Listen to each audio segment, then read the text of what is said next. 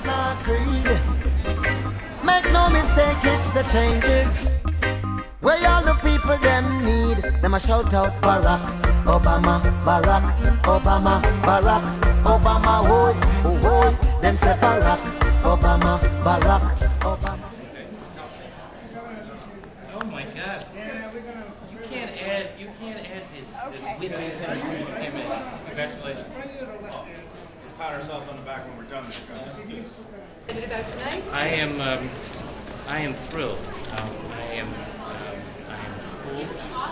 I am humbled by the turnout that we're hearing about all across the Commonwealth and all across the country.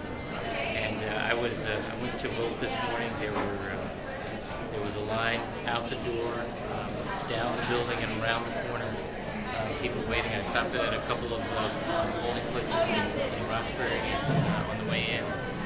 The energy there is high. I saw a line that snaked out the door and around the plaza at City Hall, which some of you may have seen on your way down here.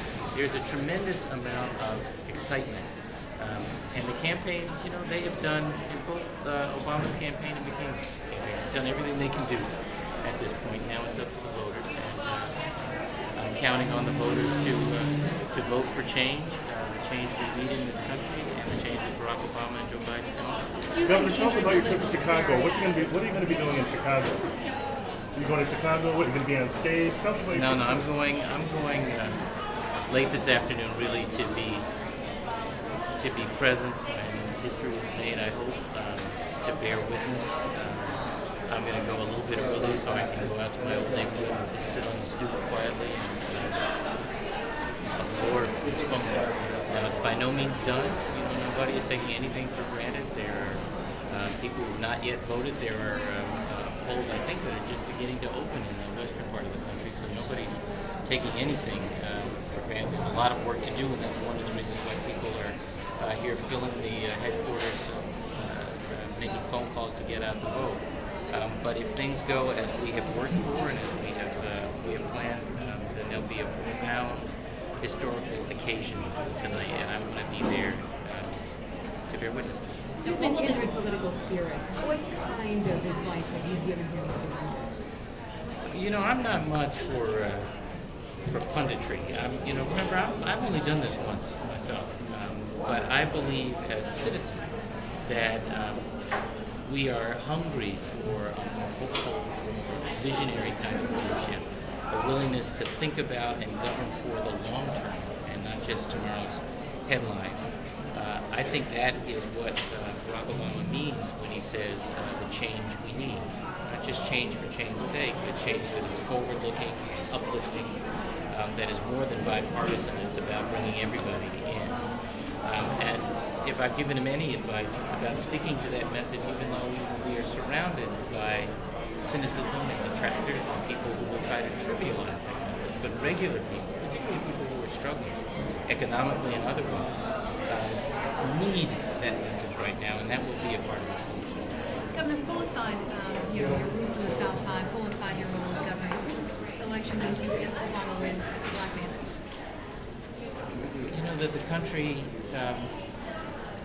is as good as I have always believed it is, that we are about to take a giant step forward. There was a foreign official who came to visit me in the governor's office during this calendar year, and she said to me that the question in this election is whether America is who she says she is. I believe America is who she says she is. Barack Obama does as well, and I think that a victory tonight affirms that. Doesn't mean that race is gone. It still is, but it does mean that we're prepared to reach for quality and vision and for leadership past race. That's an enormously important dimension of today's vote. Is there a place for you in an Obama cabinet should that occasion arise? Well, you have to ask him that, but I'm not taking it. If there is one, I think that he will have terrific people around him, and I just want to be clear, we've never had that conversation because he is, I think, wise enough not to have those conversations before the people who spoke. May get to do that today. But I have no intentions or interest in going to Washington, and I'm not going to Washington, to be absolutely clear. I think the very best thing, first of all, I have the job I've always wanted, and on my toughest days, it's still the job I've always wanted. And I think what an exciting thing for me, and I believe for the people of Massachusetts, to have a President Obama and an Obama administration as aligned from a policy perspective with us as they could possibly be in terms of clean and alternative energy, investment in public education, infrastructure rebuilding, in honoring working people, and aligning our policies so that we encourage working people. So I think it's, and say nothing of healthcare, I think it would be a great thing for Massachusetts to have Barack Obama as president and engaged in those and other ways in domestic policy. We are not the same country when Tom Bradley ran for governor of California 25 years ago. You know, we have, I think the hardest thing in this country, one of the hardest things, is striking the balance between acknowledging the extraordinary progress we have made just in my lifetime, and also acknowledging that there's work yet to do.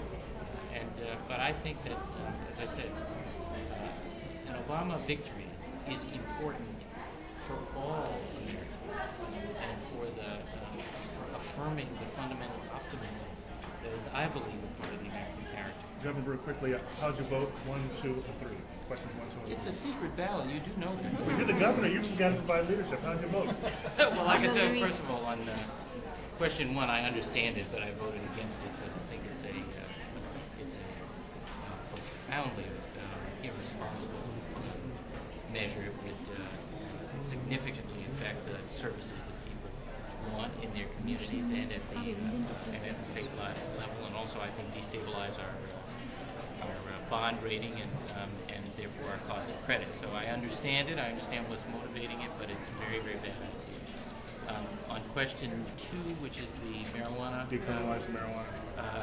you know, I get the medical argument, but on this one I'm going to side with, and have sided with the law enforcement. I've got other things to concern myself with than that. And on the on question 3, we're out of time, I think. But Thank you. Thank you very much. yeah, let me go. Thank you. Be well. Take it easy.